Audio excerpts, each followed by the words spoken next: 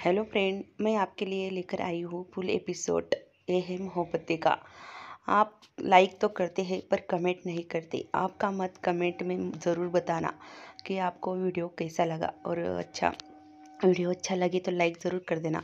अशोक अब यहाँ पर शगुन को घर से बाहर निकाल देता है और कहता है कि तुम्हारी अब कोई ज़रूरत नहीं है, मेरी शादी हो चुकी है। और अशोक शगुन का सामान लेकर बाहर फेंक देता है और कहता है कि तुम अभी इस घर के आसपास भी मत दिखना मुझे। शगुन बहुत रोती है, दरवाज़ा खटखटाती है पर अशोक खोलने से मना कर देता है। वही दूसरी तरफ अब रमन को सभी टिप देने लगते हैं कि इशिता भाभी को कैसे आई लव यू बोलना है। यहाँ पर रमन कहता है कि ये मेरी जिम्मेदारी है कि मैं कैसे हैंडल करूँ। दोनों भाई बहन रमन की रमन को ज़्यादा चिढ़ाते हैं। रमन की माँ आती है और कहती है कि पुत्र, इनका तुम कुछ भी मत सुनना, जब जैसे मैं कह रही हूँ वैसे ही करना। यहाँ पर रमन सबकी बात सुनता है और मुस्कुरा देता है। कोई ना कोई अपनी अपनी राय बताता है रमन को। तभी यहाँ पर रूही आती है और कहती है कि पापा, आप कितने बुद्धू हैं ना, आपको इतनी सी बात भी समझ नहीं आती कि इशिता मॉम को कैसे आई लव यू बोलना है। आप मेरी बात सुनो, मैं जैसे कह रही हूँ वैसे ही करो। यहाँ पर रूही की बात सुनकर सारे घर वाले हंसने लगते हैं। रूही कहती है, आप इशिता मॉम के गाल पर एक किस करना और आई लव यू बोल देना, इतनी सी तो बात है। तभी यहाँ पर घर वाले रूही की तरफ देखते हैं और हंसते हैं। यहाँ पर रमन कहता है कि देखो, छोटी सी बच्ची ने कितनी आसानी से कह दिया और तुम लोग हो कि सुबह से मेरे पीछे पड़े हो। यहाँ इशिता को कुछ भी आइडिया नहीं है कि रमन उसे कहाँ ले जा रहा है।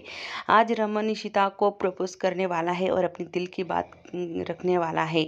और इशिता को यही कहा गया है कि किसी मीटिंग के लिए हमें किसी होटल के लिए जाना है। तभी इशिता कहती है कि मैं रेडी होके आई हूँ, अब चलिए। और रूही को कहती है कि रूही बेटा, तुम खाना खाकर जल्दी सो जाना, स्कूल भी जाना है। रूही कहती है कि हाँ मॉम, मैं तो सो जाऊंगी, पर आप दोनों अच्छे से जाना और अच्छे से खाना खाना।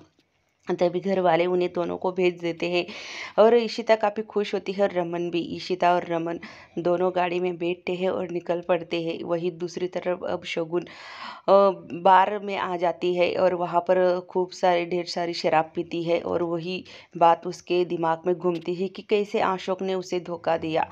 वो दारू के नशे में कुछ भी बोली जा रही है और कहती है कि मैं अशोक को नहीं छोड़ूंगी, मैं अपना बदला लेकर रहूंगी। कैसे अशोक ने उसके साथ बर्ताव किया और उसको छोड़ के किसी और से शादी कर ली। वही दूसरी तरफ आदि बहुत परेशान है क्योंकि शगुन अभी तक घर नहीं आई। आदि कहता है कि मेरी मॉम को मैं फ़ोन लगाता हूँ, इतनी देर हो चुकी है अशोक डैड के यहाँ पर जाए हुए, अभी तक वापस नहीं आई। जैसे ही आदि फ़ोन लगाता है, होटल का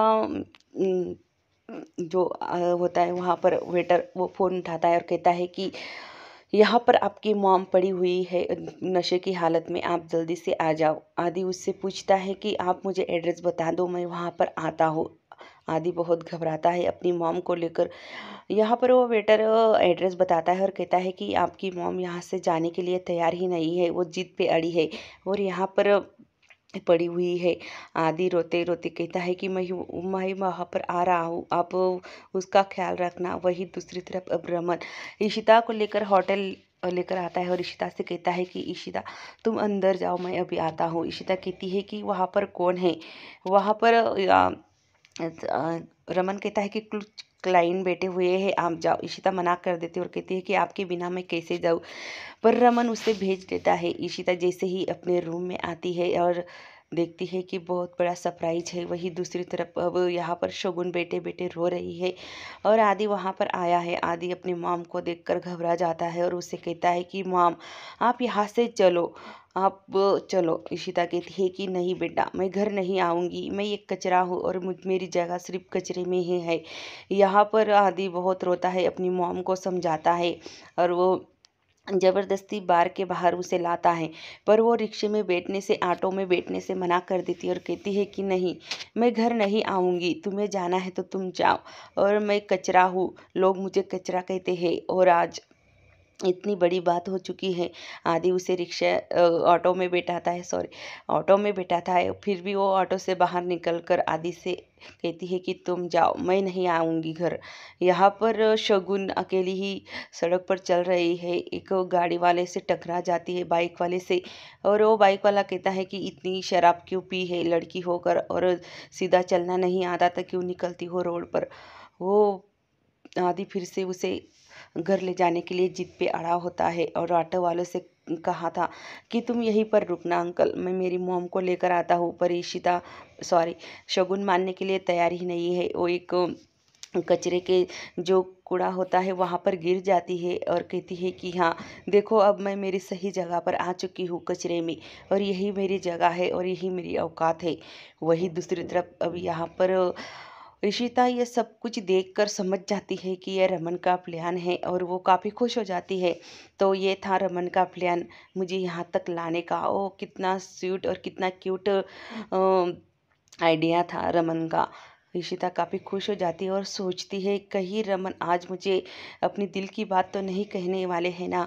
ओ मैं तो पागल ही हूँ, और अब जब रमन मुझसे कहेगा कि उनकी दिल की बात, तो मैं क्या करूँगी और कैसे रिएक्ट करूँगी। और मेरा वो सोच में पड़ जाती है, और सोचते सोचते ही वो हंसने लगती है कि हाँ आज रमन मुझे अपनी दिल की बात कहने वाला है, मैं भी कितनी बुद्धू हूँ ना। अब तो वो बहुत एक्साइट हो जाती, एक से सॉरी एक वो काफ़ी नर्वस हो जाती है और अपनी शर्म आ जाती है। यहाँ पर ईशिता सोच में पड़ जाती है और काफ़ी खुश हो जाती है, इतनी सारी और डेकोरेट करा होता है रूम। और यहीं पर दूसरी तरफ अब आदि अपनी मॉम को समझाने की पूरी कोशिश करता है, वो समझ नहीं पा रही है उसकी बात, क्योंकि यहाँ पर शगुन पूरी नशे की हालत में है और बहुत रो रही है। अब यहाँ पर आदि अपना मोबाइल निकालता है और फ़ोन लगाने की कोशिश करता है, पर फ़ोन की बैटरी ख़त्म हो चुकी थी तब तक। यहाँ पर आदि भाग कर जाता है और दूसरी तरफ फ़ोन लगाता है रमन को। जैसे ही रमन यहाँ पर इशिता के पास आता है, इशिता काफ़ी नर्वस हो जाती है और पीछे मुड़कर देखती है और अपनी आंखें बंद कर लेती है। यहाँ पर रमन उसे कहता है कि कैसा लगा मेरा आइडिया। यहाँ पर इशिता उससे कहती है कि हाँ बहुत अच्छा है, पर आपने कभी बताया नहीं मुझे, घर पे भी नहीं बताया कि आप ये करने वाले हो। और यहाँ पर रमन जैसे ही इशिता से कहता है कि मैं आज आपसे कुछ कहना चाहता हूँ, तब तक यहाँ पर फ़ोन की घंटी बजती है और इशिता कहती है कि कौन है बार बार फ़ोन लगा रहा है, एक बार देख लो ना। तभी रमन कहता है कि नहीं आज नहीं। पर इशिता कहती है कि कोई अर्जेंट कॉल होगा, आप प्लीज़ देख लो। तभी रमन देखता है कि आदि का फ़ोन है। वो कहता है कि आदि क्यों फ़ोन लगा रहा है मुझे इतनी रात को। यहाँ पर आदि कहता है कि आप यहाँ पर प्लीज़ आ जाओ। बार के बाहर मेरी मॉम यहाँ पर पड़ी हुई है और वो बहुत रो रहा था। रमन घबरा जाता है और कहता है कि क्या हुआ बेटा, अब तुम चिंता मत करो, मैं आ ही रहा हूँ। देखो इतनी दिन से ही ये दिन का वेट कर रही थी इशिता की, कब रमन अपनी दिल की बात उससे कहे, और वो दिन आया था। और देखो बेचारों के दोनों के मूड ही खराब हो चुका है। पर रमन कहता है कि आदि का फ़ोन था, वो मुझे बुला रहा है, बहुत परेशान है। इशिता कहती है कि सबसे बड़ी खुशी हमारे बच्चों में है, पहले हमें हमारे बच्चों की खुशी देखनी चाहिए, और वो इतनी बड़ी प्रॉब्लम में है और हमें जाना चाहिए। पर रमन कहता है कि नहीं इशिता, मैंने इतना बड़ा तुम्हारे लिए सरप्राइज रखा है और ऐसे कैसे। पर इशिता रमन को समझाती है और कहती है कि नहीं, सबसे पहले हमारे बच्चे आते हैं और हमें सबसे पहले हमारी बच्चों की केयर करनी चाहिए। तभी रमन को लेकर आती है इशिता। रमन और इशिता आती है और आदि को ढूंढती है। जैसे ही आदि वहाँ पर बैठा हुआ रमन को नज़र आता है, रमन भागकर अपने बेटे के पास जाता है और वहाँ पर शगुन भी पड़ी होती है। रमन की नज़र जाते ही वो अपने बेटे को आवाज़ देता है आदि। तब आदि अपने पापा की तरफ देखता है और रोने लगता है।